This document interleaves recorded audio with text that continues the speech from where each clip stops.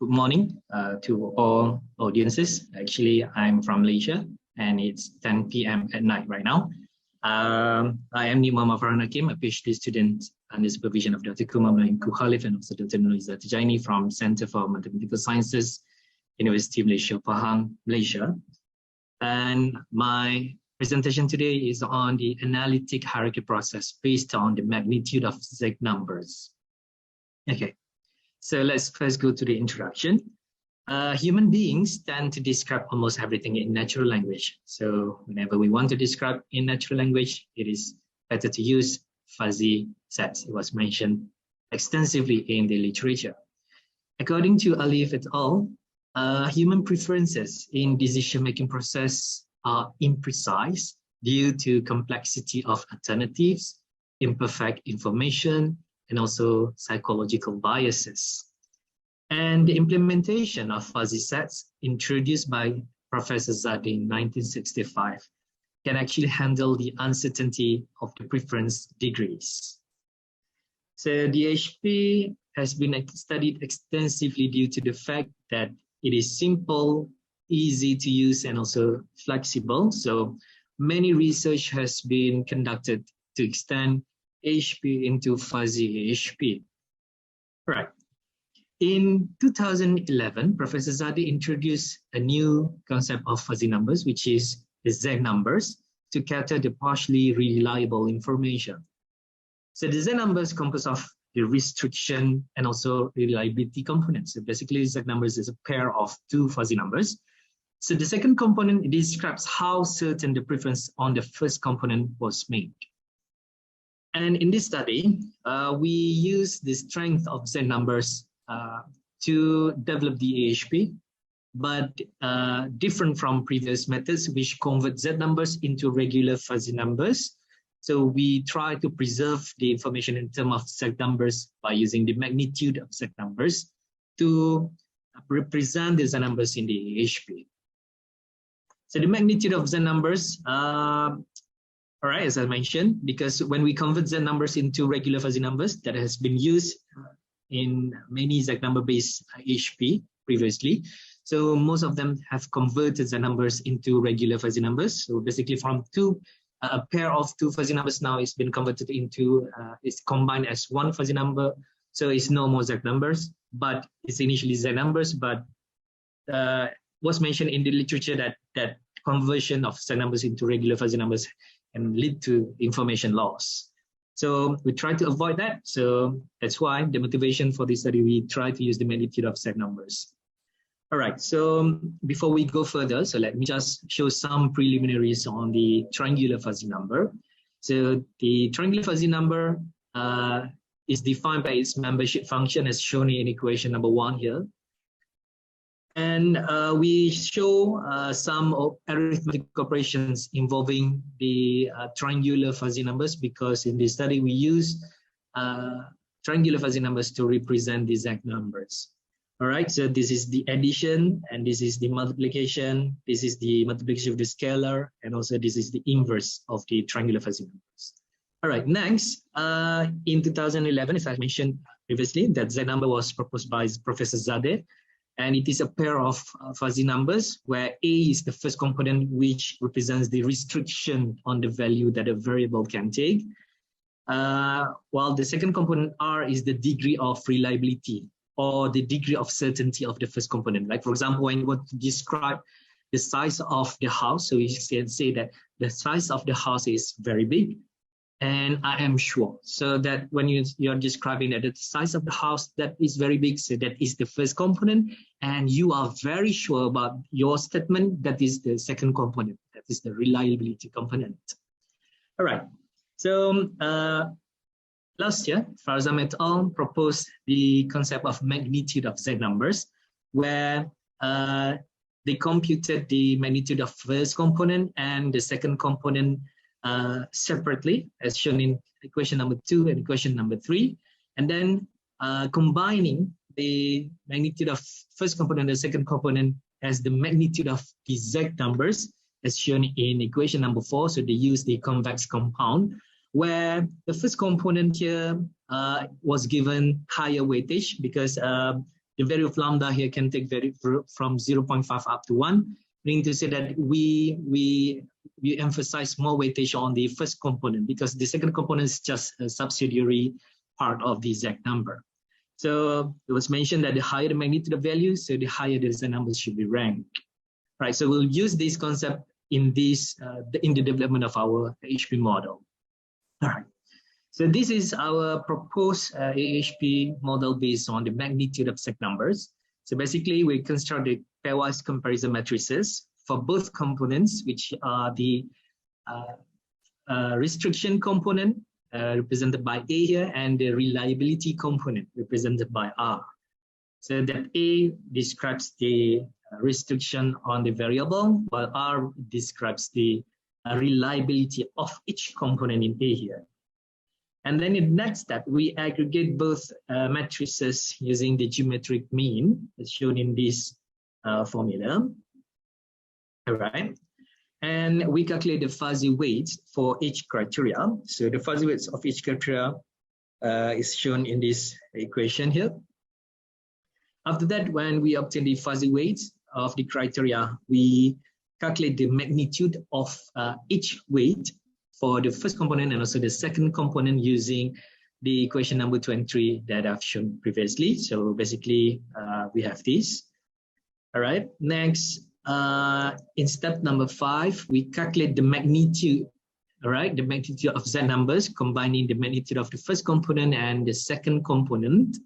So we assume that the magnitude of the Z numbers as the weight of each criterion. Right? In this case, we use equation number 4 here. All right.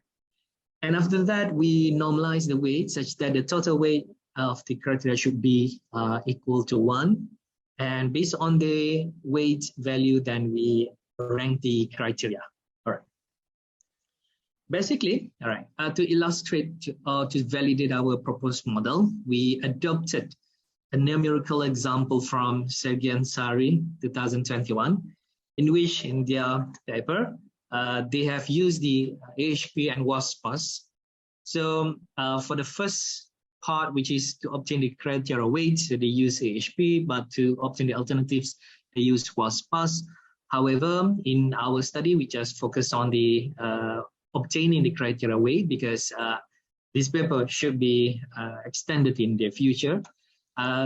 So this study, we focus on obtaining the criteria weight. So in this case, the case study is prioritization of the public services for digitalization. So there are 6 criteria that have been included for this prioritization problem.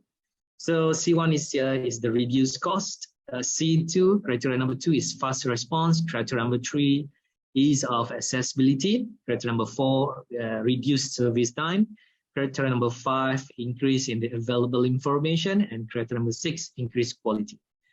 As I said, in Sergey and Sari, actually they use the conversion of Z numbers into regular fuzzy numbers, which we believe that has actually led to the loss of information, because the information was not preserved as Z numbers. Therefore, we try to improve these using the magnitude of Z numbers in the AHP. All right, so in the step number 1, we obtain the decision makers' judgments on the pairwise comparison matrices. So the first matrix here is on the, what do we call it as, restriction component, and the second one is on the reliability component, and it is respective to each table here, which shows the linguistic terms and their triangular fuzzy numbers. Okay. So when we obtain their linguistic terms here, so we convert these metrics into triangular fuzzy numbers. All right.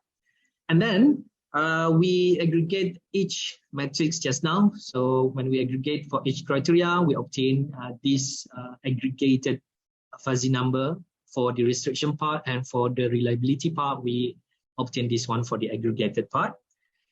After that, we calculate the fuzzy weights just now. So we sum them, we find the sum of these fuzzy numbers, and we find its inverse, and then multiply it with each fuzzy number here.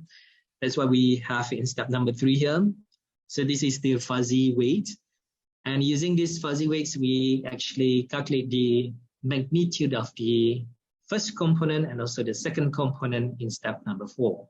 So this is the magnitude of the first component and the second component. And then when we want to combine the restriction component and the reliability component, so we use the convex compound as shown in equation number 4. So this is the magnitude of Z numbers. So we try to substitute with multiple values of lambda, all right? When we have lambda which is equal to 0.5, meaning to say that the restriction component has equal weightage as the reliability part. And as it approaches to 1, meaning to say that the reliability part has been vanished. So the exact numbers is actually, we can say that it's reduced to a fuzzy number. All right. So here are the weightage. All right. So let's look at our results and discussion. All right. But this one we normalize first. Okay, we normalize so that each of these sum of the weights should be equal to 1, and we obtain that for each value of lambda here, we obtain this ranking, right? That criteria number 3 is the rank highest, and while the criteria number 5 was the rank the lowest. All right. So let's look at our results and discussion. We can observe that the same ranking was obtained for all values of lambda when we use this method. And let's refine the table here, where we focus on the value of lambda when it is 0.5 and also when the value of lambda is equal to 1. And we compare the ranking that we obtain is actually similar to Sergey and Sari. But what I want to stress here is that when we use lambda, which is 0.5, the value is quite far from what was obtained in Sergey and Sari. But when the value is lambda is equal to 1, the value is almost similar to the weights that was obtained by Sergey and Sari. However, all right, the obtained weights, okay, I mentioned this already. When we have lambda equal to 1, meaning to say that the reliability part is completely omitted, all right? When we observe at this equation, when the value of lambda is equal to 1, so this part has been vanished. So we only focus on the restriction component. So we can say that when we reduce the reliability part, so that there's no use of using exact numbers. So it is better to use higher weightage for the what we call restriction component, correct? So in this case, when we have lambda equal to 1, so it's reduced already the ISAHP into the ISAHP based on regular fuzzy number. All right, so in Sergey and Sari, all right, so the Z numbers were transformed into regular fuzzy numbers directly after the pairwise comparison matrices, meaning to say that when they obtained the decision makers' preferences, all these linguistic terms were converted into Z numbers, but directly into regular fuzzy numbers. And it was mentioned in literature, when we convert Z numbers into regular fuzzy numbers, it leads to the loss of information. So many literatures have discussed this. However, in our proposed method, we preserve the decision information in terms of Z numbers, and we employ the magnitude of Z numbers in the latter step of the ISAHP, and we see that it is much simpler, and we obtain quite a good results. And I mean a validated result, as I have shown just now. So as a conclusion to our study, we can see that the implementation of Z numbers in any MCDM methods should actually consider the nature of restriction and reliability components. In other words, we should preserve the decision information in terms of Z numbers instead of converting them, so that the decision information can be preserved. The concept of magnitude of Z numbers was integrated with ISAHP, so that we obtain a consistent criteria ranking. And the Z numbers in this study were not converted into regular fuzzy numbers because I've mentioned multiple times, transformation of Z numbers into regular fuzzy numbers could actually cause a loss of information. However, this method does not only preserve the the information in terms of the numbers, but also simplifies the calculation. Because when we use the magnitude of fuzzy numbers, so it's much visual and natural. So everyone can understand when we combine the restriction part and reliability part using the magnitude. So it's much simpler and also it's more understandable. All right. So as an acknowledgement, we would like to thank University of Malaysia Pahang as the Ministry of Higher Education for supporting this research under this research grant. And here are some the list of references that we use in this study. And with that, I'm ending my presentation. Thank you for listening. Thank you. Okay, now let's see if we have any questions.